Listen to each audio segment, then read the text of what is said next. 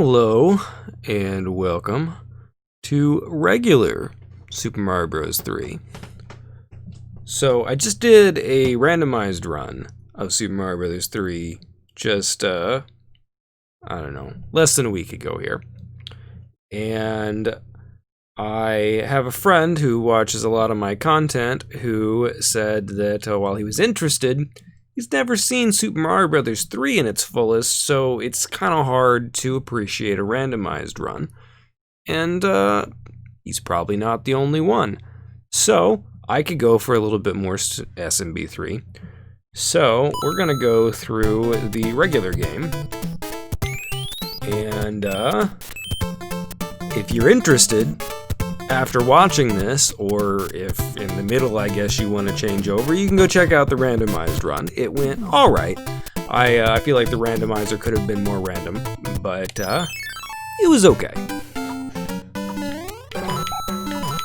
So, if you never played Super Mario Bros. 3, then you missed out, honestly, for the era. Whether or not you want to play it today, I would say yes, of course, but I tend to have a completely blind eye when it comes to the outdated controls and such of old games.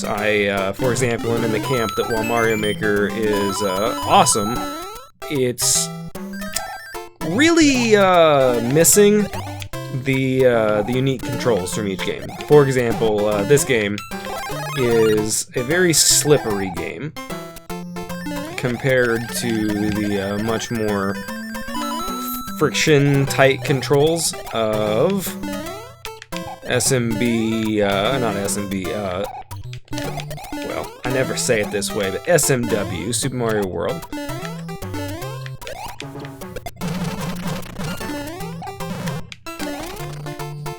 Where's that thing at? There it is.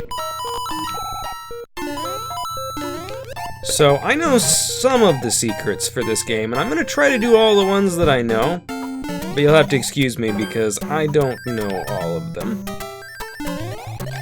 But I did own this game growing up.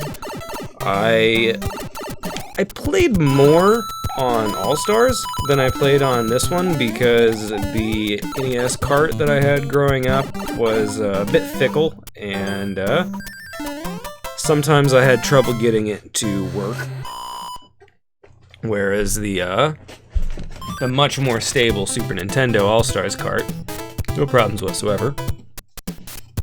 But I did eventually play through this version as well because of my interest in older and original versions of things, and it undoubtedly maintains a charm if you enjoy 8-bit aesthetics. Now, something to note, if you did not play this game growing up and you're kind of interested in it, it's quite difficult. Maybe not by platforming standards, truthfully. It depends if platformers are your kind of game, if you play a lot of them. But if you compare, say, Super Mario World, Super Mario Bros. 2, and Super Mario Bros. 1, I would say pretty easily that, I thought that was a star normally. Where's the star? There's a star somewhere around here. Really? Maybe the star is just over here a tad. Yeah, the star's in one of those. It's in that one. No? There we go. Check out how you do the flips. First game that for some reason you do sweet fucking flips when you get a Starman.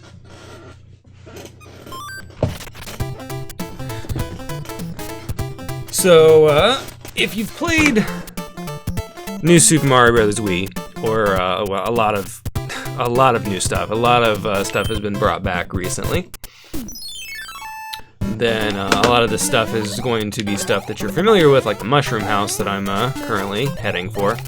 But now you know, if you didn't know before, where it came from.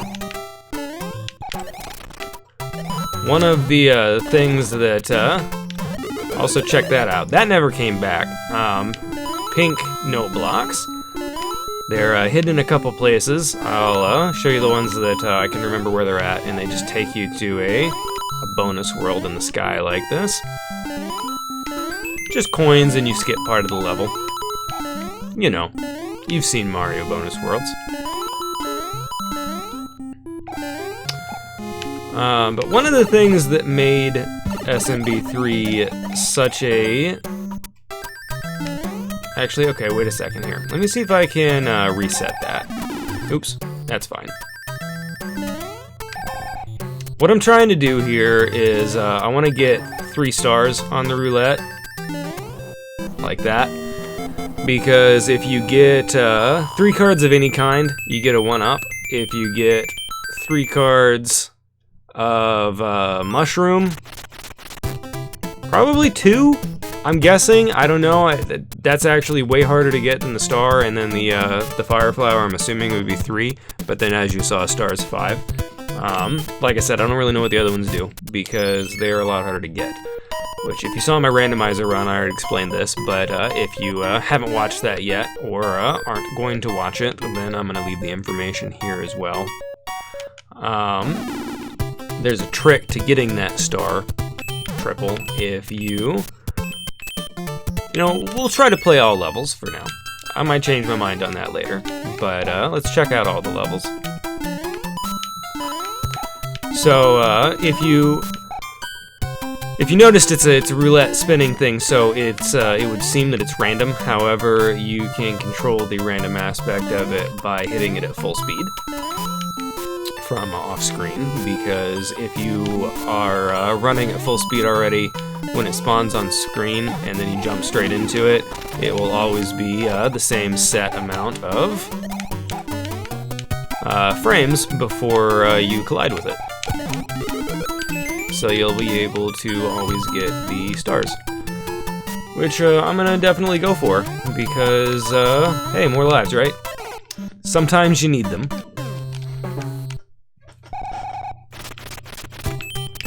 Also, something added in this game was the ability to pull items from your hotbar.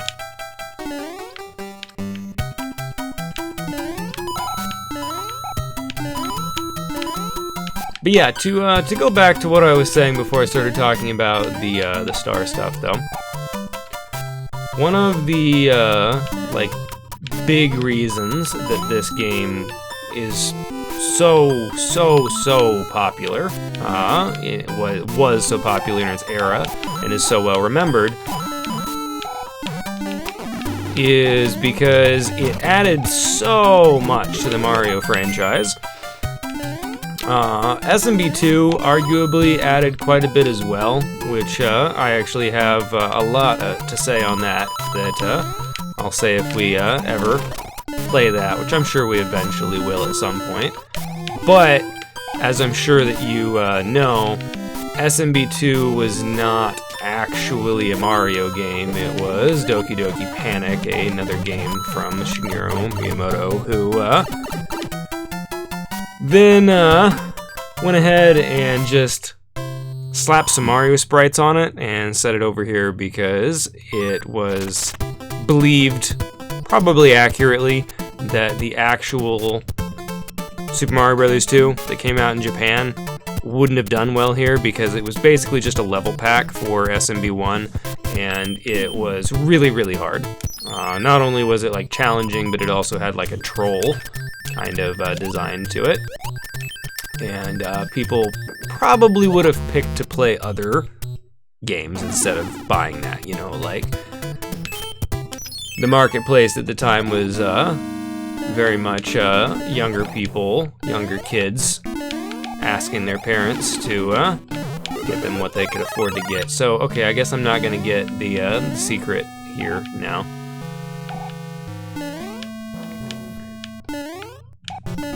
I'll mention it when we get here, though. I'm sure you know what I'm talking about. Actually, is there? Oh yeah, there's one right there, so that's fine. So, we could go through that door, but that's for nubs.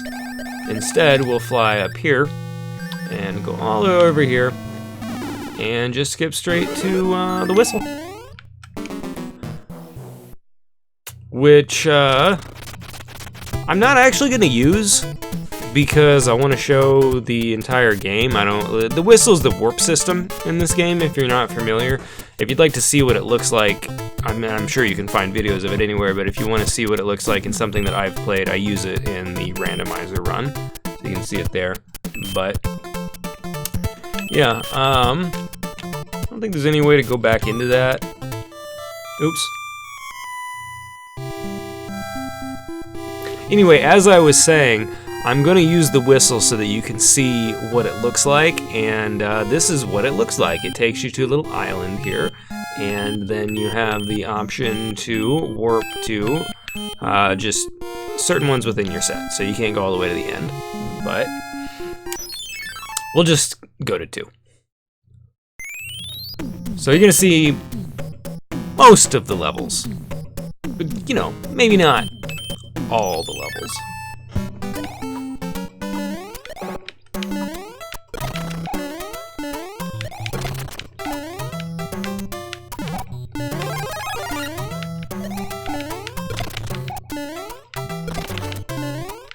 But yeah, this game was humongously popular when it came out. It was, I believe, the best-selling game on the platform by a pretty decent margin.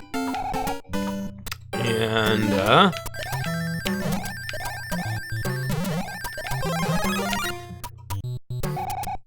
I mean, obviously it's Mario, right? So that's part of it, but I can't remember what this is. Is this a life? Yeah. Figured there was a good reason for coming in there, right? But really, what was amazing about this game is you have to consider there were a couple things, like I said, that SMB2 brought to the table that were new, but you're mostly talking about SMB1 that just had, what, fire flowers, mushrooms, 1-ups, Goombas, Beetles, Paratroopas, Blooper, Cheap, and shoot, what are the fireballs called? Well, the fireballs. There's a P-switch around here somewhere. Must be in here. Yeah, there we go. Didn't know where it was, but my instinct told me there was definitely one around.